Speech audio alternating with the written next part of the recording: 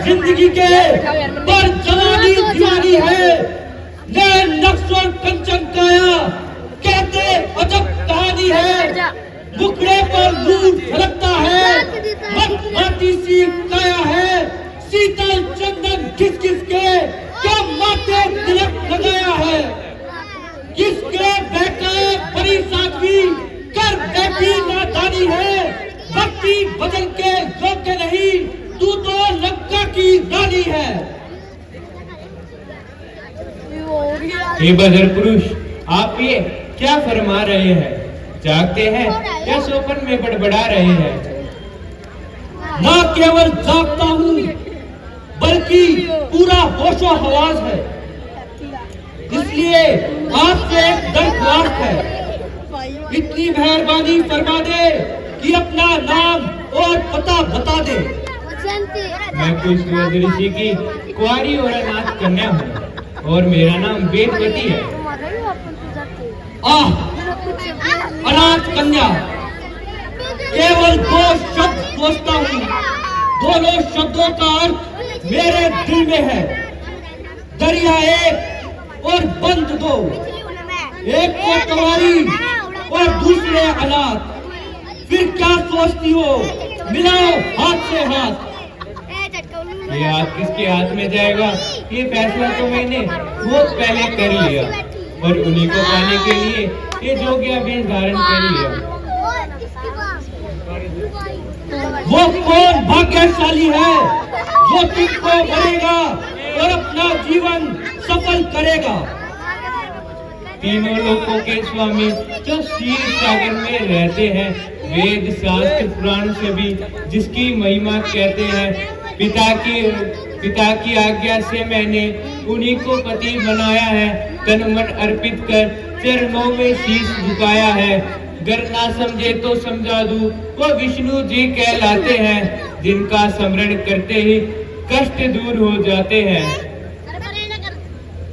मगर तुम्हारे दिल में ये ख्याल कहाँ से आया है? सच सच बताओ, तुम्हें किसने बहकाया है? दैत्यराज शंभू मुझे वरना चाहते थे, जबकि मेरे पिता मेरी शादी विष्णु जी से कराना चाहते थे। इसी गुस्से में दैत्यराज शंभू ने मेरे पिता को मार दिया और मेरी माता उनके साथ, मेरे पिता के साथ सती है। माता पिता मरने से मैं घबरा गई और आश्रम को छोड़ यहाँ जंगलों में आ गई। मैं अपने पिता का प्रण पूरा करना चाहती हूँ और घोर तपस्या के बल से विष्णु जी को अपने पति के रूप में पाना चाहती हूँ। झूठ, बिल्कुल झूठ।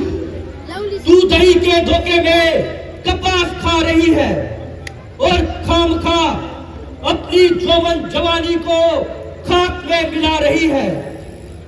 सारी जिंदगी चली जाएगी मगर तू विष्णु की छाया को भी नहीं छू पाएगी। वो इच्छा पूर्ण ही ना हो, वो इच्छा नहीं तड़पना है। कोई रूप नहीं है विष्णु का, केवल मृग तृष्णा है। आशा और तृष्णा में एक छेड़छाड़ सी होती है, जो ना मिले तो पत्थर है और मिल जाए तो मोती है। आशा और तृष्णा सही या फिर झूठी कल्पना, मैं अपना प्रण नहीं बदल सकती। जिसको अंतकरण से पति मान लिया उससे मुख नहीं मोड़ सकती। तन मन से नाता जोड़ लिया फिर छोड़ा कैसे जाएगा? जब स्वामी उनको मान लिया फिर छोड़ा कैसे जाएगा? तू क्या जाने हृदय की पीड़ा, अदना सा इंसान है मैं, मंगेतर हूँ विष्णु की जो मेरे पति भगवान है। फिर नारी हूँ भारतवासी जो सतवंती कहलाती है, एक पति का ध्यान छोड़ न दूजा ना लगाती है। सुंदरी, तुम भूल करती हो और विष्णु से प्रेम फिजूल करती हो। तू विष्णु से मेरा रुतबा कम मत जान, जरा होश में आ और मुझे पहचान। तेरे ध्यान पर क्या पर्दा पड़ा है, देखती रही तेरे सामने कौन खड़ा है। मैं रावण हूँ, रावण, लंका के राजा रावण का हुक्म जगत में चलता है। मेरे एक इशारे से यह स्वर्ग तरफ भी हिलता है। तू जिसको पति समझती है, मैं उससे भी नहीं डरता हूँ। कैलाश पार के ऊपर से जब लेकर रथ निकलता हूँ, ब्रह्मा विष्णु शिव जी भी ना मुझको रोका करते हैं। स्वर्ग लोक के सभी देवता मेरी चाकरी करते हैं। इतने पर भी मैं तुझको बार बार समझाता हूँ, उलझन में क्या उलझी हो, मैं रानी बनाना चाहता हूँ। ओ धर्मी पामरनी, क्यों मुझे सताने आया है? देख अकेली अबला पर क्यों जोर जमाने आया है? विरह वेदना से पीड़ित मैं दुखिया और लाचार हूँ। तू बच के कैसे जाएगा? मैं विष की भरी कटार हूँ। इस पर भी समझाती हूँ, तू होश ठिकाने ला रावण, इसमें तेरी भलाई है, लंका के रास्ते जा रावण। सभी ताकतें दुनिया की इन कदमों में झुकती है। 10 रुपए रंडी सी गुड़िया रावण से क्यों अकड़ती है? किस घमंड में फूली है वो फूल जड़ी तू रावण की, मुझको खाए जाती है खुशबू तेरे दामन की। सोने के महल, सोने की लंका, सोने पर तुझे सुला दूंगा। सोने सर चंगार करूं, सोने की वधू बना दूंगा। लंका की महारानी होगी पटपट रानी रावण की। तेरे लिए समर्पित है यह जिंदगानी रावण की। तुम्हारे तो दर्शन से भी पाप उजागर होता है। किस पापी के खड़ी सामने ये सोच के दिल भी रोता है। वो दुष्ट दूर हो आंखों से, क्यों ज्यादा पाप चढ़ाता है? ऋषि रक्षक बनिए काया, तू किसे डराना चाहता है? तेरी चौबन जवानी का मुझे तो ख्याल आता है। लगा ले तू चोर अपना, तुझे रावण उठाता है।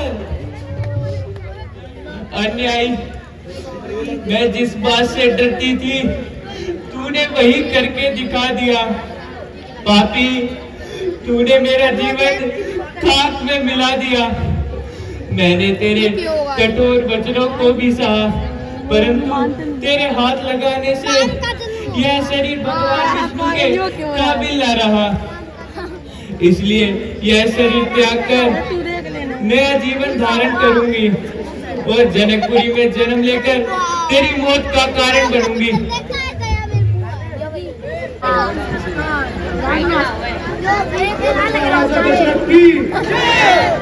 महाराजा दशरथ की, बोलो महाराजा दशरथ की। हे देव, क्या मेरे भाग्य में यही लिखा था कि संसार से इस तरह निराश जाऊं? कोई दिन में यह संसार मुझे ऐसे भूल जाएगा मानो यहाँ कभी आया ही नहीं था। इस संसार से स्वामी पूरी निष्काम जाऊंगा। सदा के वास्ते रघुवंश को जग से मिटाऊंगा। फूले फले घर बार को मिट्टी में मिलाऊंगा। गया परलोक तो फिर भी कलंकित होकर जाऊंगा।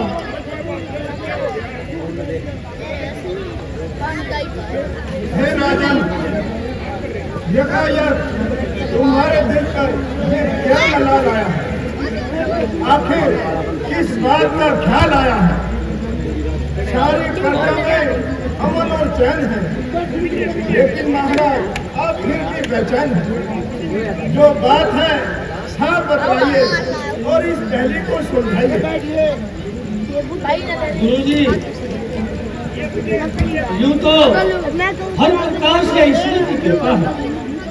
प्रजा खुशहाल और दुश्मन पायमाल है, परंतु मेरे दिल में एक गहरा ख्याल है जो हर वक्त मुझे खाए जाता है। और अब तो ये राजभवन भी मुझे खाने को आता है।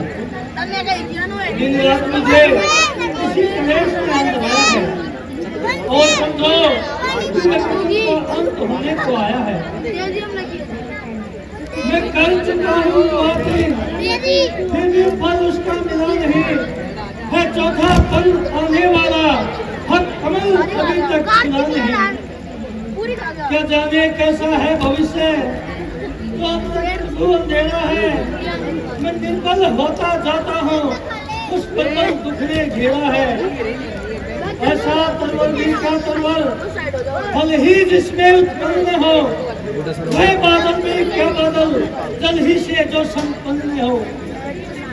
कम से कम एक पुत्र ही हो जिससे वंश बढ़े अपना, पितरों को भी मिले शांति, आगे को नाम चले अपना। संसार में सुख के बाद दुख और दुख के बाद सुख आया करता है। कभी नसीब जागता है, कभी सो जाया करता है। कोई घड़ी ऐसी भी आएगी जब मुंह मांगी मुराद मिल जाएगी। इसलिए इस चिंता को दूर भगाइए और राजकाज में मन लगाइए। चिंता है बड़ी चिता से भी जो धुल की किरण लगाती है, मुद्दे को चिता जलाती है, चिंता जिंदे को खाती है। उत्तर की जगह उत्तर की जगह कुपुत्र हो तो घर को शमशान बनाता है। हे राजन झूठा बेटा का काम चलाता है। आज तक सब महापुरुषों ने अपना यश आप कमाया है। क्या ध्रुव प्रहलाद हरिश्चंद्र का पुत्रों ने ही नाम कराया है। मगर गुरुजी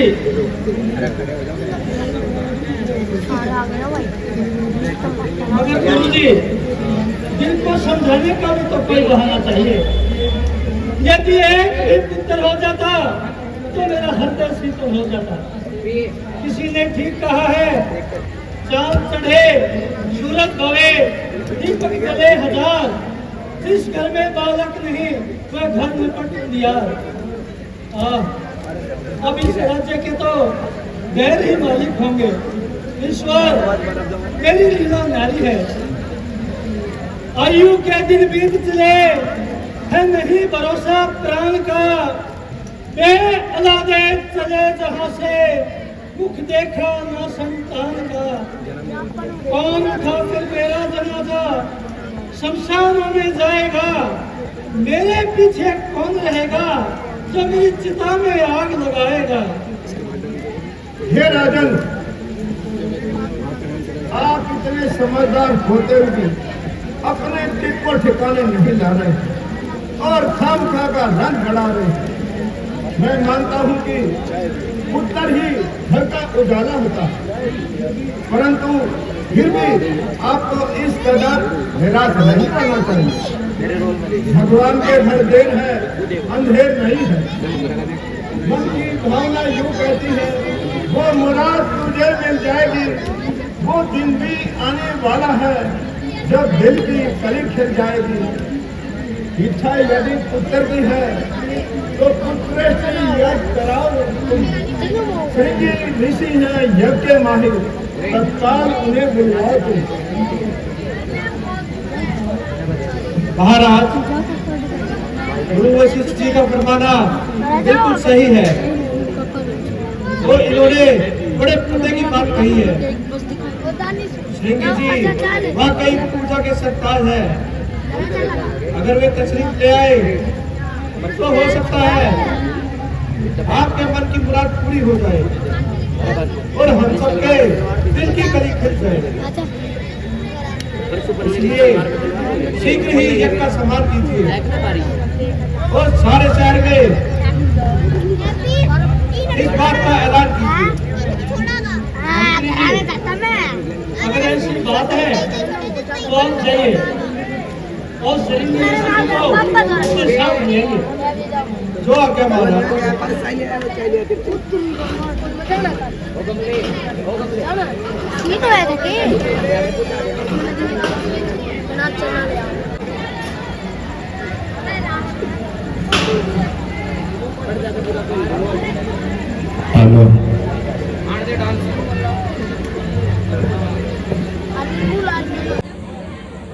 बहुत दिन हो गए हैं।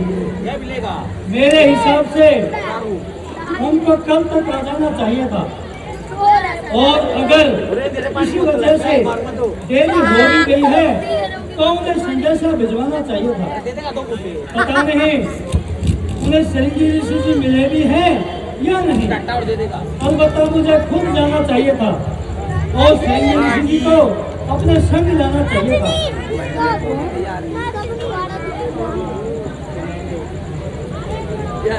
पति महाराज की जय हो। द्वारे पर मंत्री जी आए हैं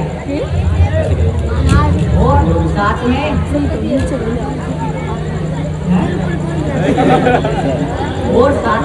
ऋषि जी को लाए हैं। मैं उनका संदेश देने आया हूँ और महाराज का आदेश लेने आया हूँ। बहुत अच्छा,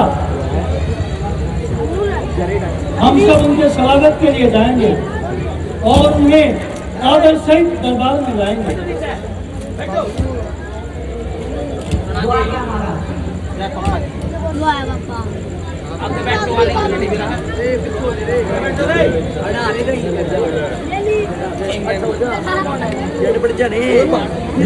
चरणों में राजन तुम्हारा कल्याण हो।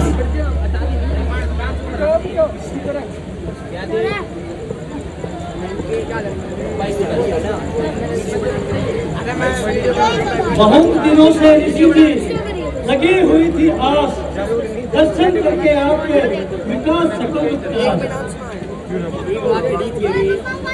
चलिए आइए राज्यसभा को दर्शन कीजिए और उसके लिए माफ कीजिए। ऋषिराज, आपने बड़ी मेहरबानी फरमाई है और जो यहाँ तक आने की तकलीफ उठाई है, आपके आने से दरबार में नूरानी छाई है और महाराज के चेहरे पर भी रौनक आई है। क्यों इतनी तकलीफ की? क्या है असल मुराद? किस कारण से राजन तुमने हमको किया है याद? राजन, हमें यहाँ बुलाने का प्रयोजन बताइए और जो बात कहनी है शीघ्रता से सुनाइए। आपके चेहरे पर उदासी छाई है, जिससे मालूम होता है आप पर कोई भारी मुसीबत आई है। इसलिए पहले आपका काम बनाऊंगा और उसके बाद ही आराम फरमाऊंगा। दशरथ बड़ा दुखी और लाचार है, बल्कि आपकी जिंदगी से भी बेजार है। चारों तरफ निराशा छाई है, केवल आपके दर्शनों ने ही कुछ धीर बंधाई है।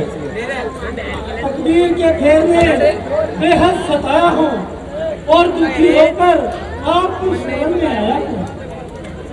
यदि हो सके तो इमदाद कीजिए और ना अपने हाथों से मुझे संन्यास दीजिए।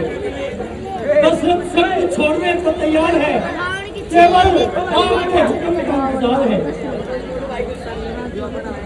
इन उलझी उलझी बातों में किस लिए मुझे उलझाते हो? किस कारण मुझे बुलाया है?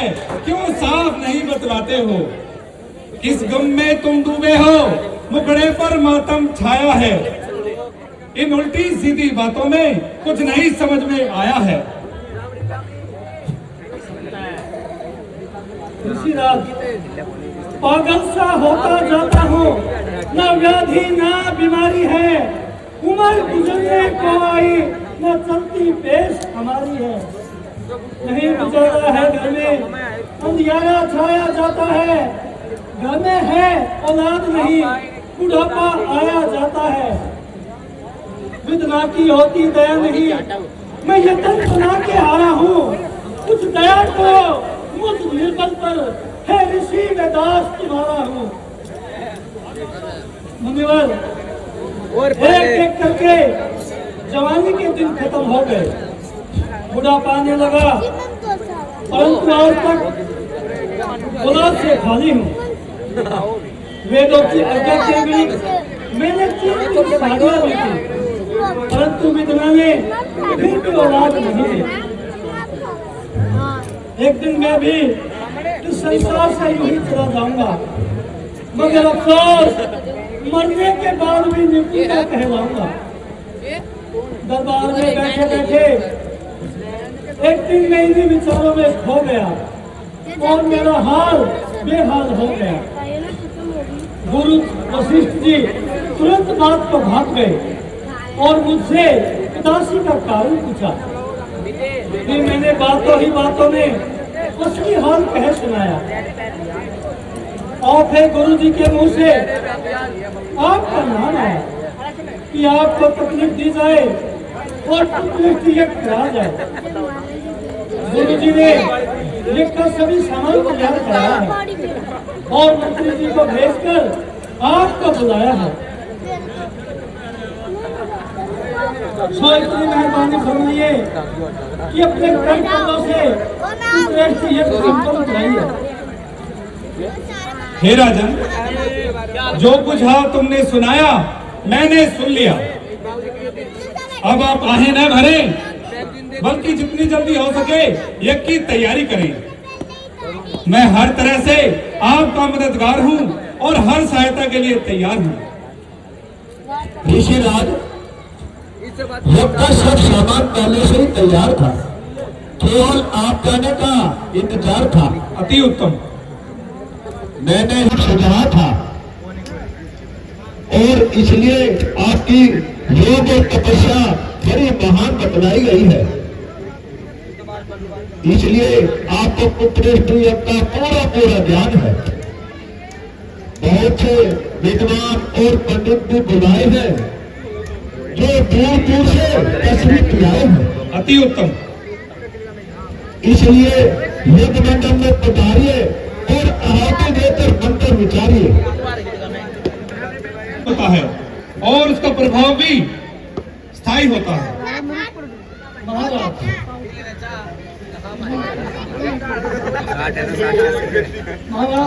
यज्ञ करने से आपके ज्ञान विश्वास करेगा और हर शख्स आपकी आज्ञा का पालन करेगा। यज्ञ तैयारी कीजिए और जिससे जो काम लेना हो हुक्म दीजिए।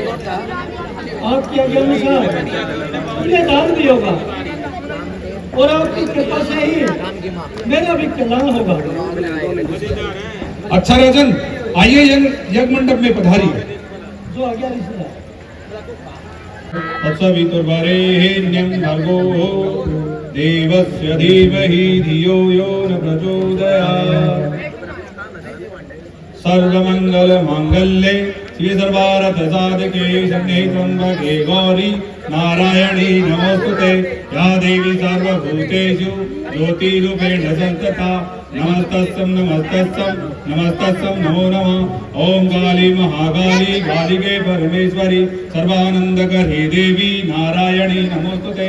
ओम काली महाकाली कालिके परमेश्वरी सर्वानंदकरी देवी नारायणी नमोस्तुते। नीलांजन समाभाजं दैवत्रं यमांजं नमो नमामि शनेश्वराय।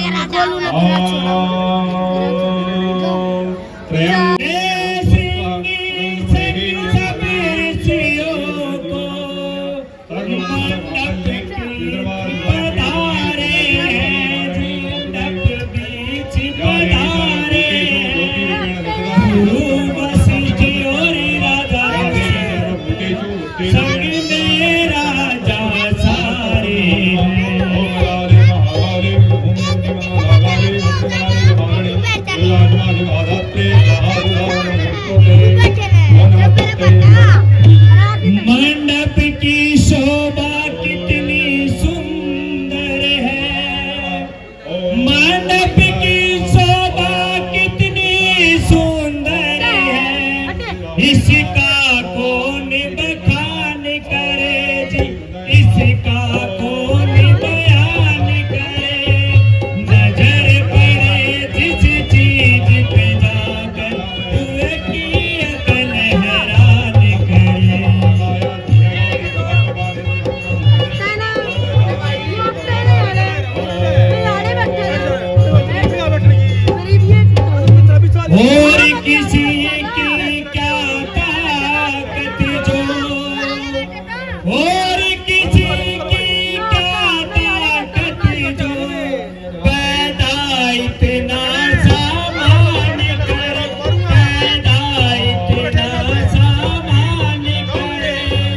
कितना खर्च हुआ है यज्ञ में, इसका कौन निदान करे।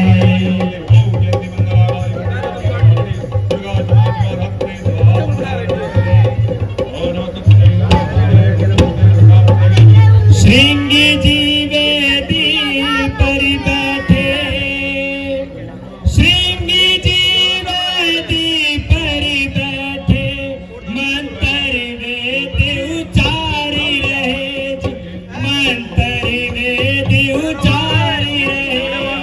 यज्ञ कर्म की रीति को भी बैठे वही निहारी रहे।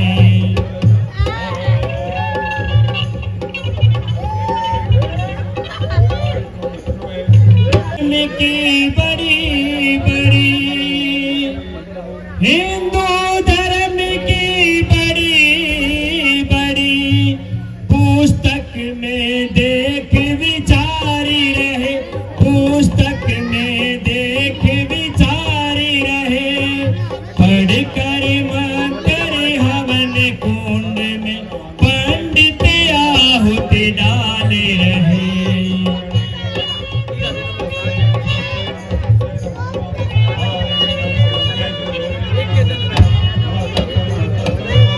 अजब तरह का समा बना है, अजब तरह का समा बना है। हो रहे जय जयकारे हैं, हो रहे जय जयकारे हैं। ले श्रृंगी ऋषि संग सब मंडप बीच पधारे हैं।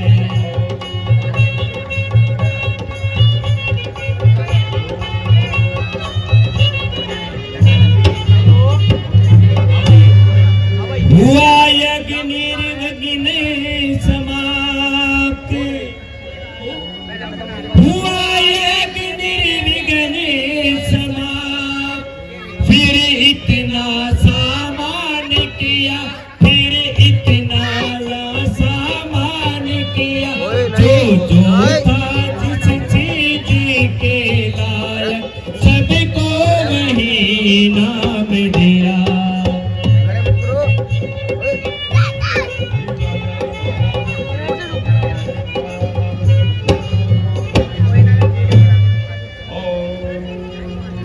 श्रृंगी जी ने दी जड़ी बूटी, राजा ने जिसमें स्नान किया, राजा ने जिसमें स्नान किया।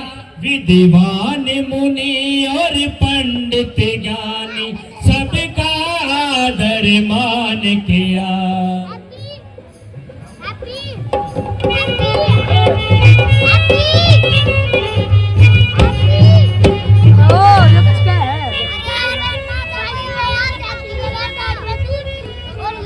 करो कामना पूर्ण दयालु, करो कामना पूर्ण दयालु। आए तेरे द्वारे हैं जी, आए तेरे द्वारे हैं। ले श्रृंगी संग सब ऋषियों को मंडप के बीच पधारे हैं।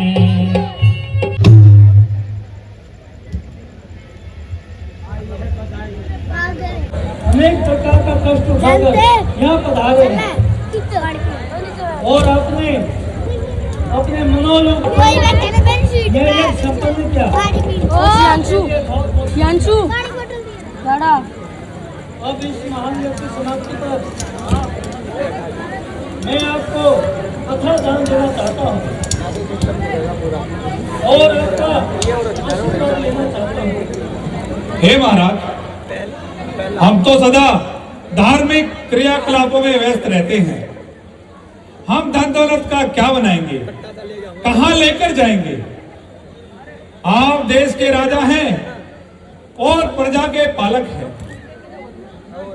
भगवान आपकी मनोकामना जरूर पूर्ण करेंगे। ये यज्ञ की अग्नि का प्रसाद ले जाइए और अपनी तीनों ही रानियों को खिलाइए। तुम्हारी मनोकामना पूर्ण होगी।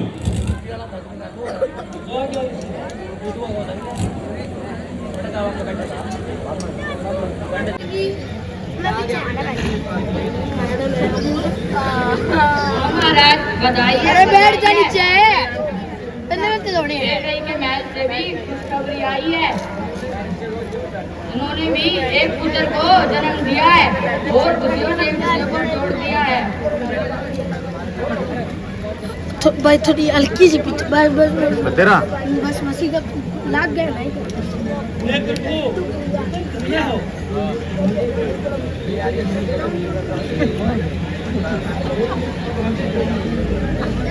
यार कम होता है ना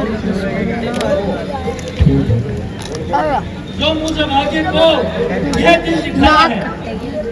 आज मुद्दत के बाद अंधेरे घर में प्रकाश छाया है। चौथे दिन को करा जाएगी तारगाएं। हाँ महाराज, हमारी बधाई स्वीकार कीजिए और श्रृंगी ऋषि को धन्यवाद दीजिए, जिनकी कृपा से मौसम में बाहर आई है और दो खुशियां साथ आई है।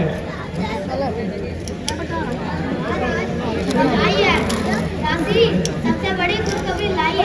घर को खुशियों से भर दिया है और एक साथ दो सोने राजकुमार को जन्म दिया है। खबरों में खबर नजरों में नजर लाए हैं। महलों में खुशियों ने दो गान गाए हैं।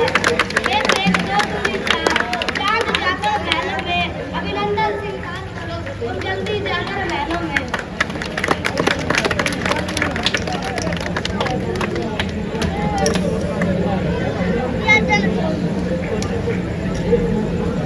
हे परमात्मा, तुम धन्य हो। तुम्हारी कुदरत का कौन पार पा सकता है। आपकी शरण में जो आता है वह कभी खाली हाथ नहीं जाता है। आपकी मेहरबानियों ने मेरा चमन हरा भरा कर दिया और मेरे तड़पते दिल को अमृत से शीतल कर दिया। मैं किन शब्दों में आपका धन्यवाद कहूँ, लेकिन शुभ अवसर को चुप भी कैसे रहूं? मैं सारी जिंदगी तेरी मेहरबानियों के आगे सिर झुकाऊंगा और हर पल तेरी महिमा के गुण गाऊंगा।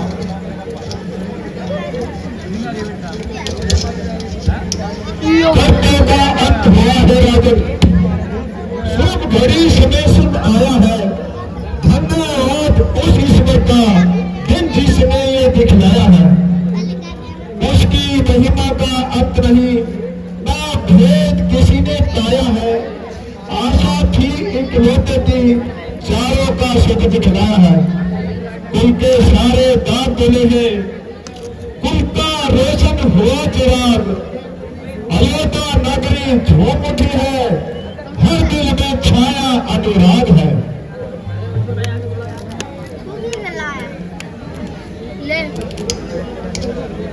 गुरुजी, ये सब आपका ही आशीर्वाद है।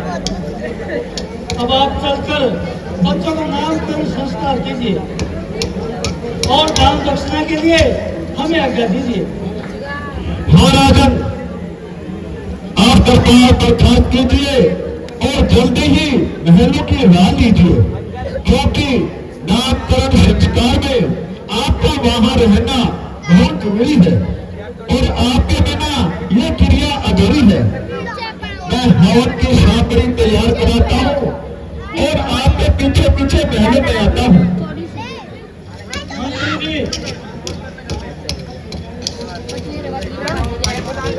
अब आप सब एक हफ्ते तक सरकारी तौर से छुट्टियां मनाएं और सारे साल को बखूबी सजाएं। जो भी वे हमारे यहाँ से खाली हाथ न जाए। दिल खोल कर पुण्यदान कीजिए और प्रजा के हित के लिए हर काम कीजिए। पानी दे दे शीला खाली है शने पानी सही में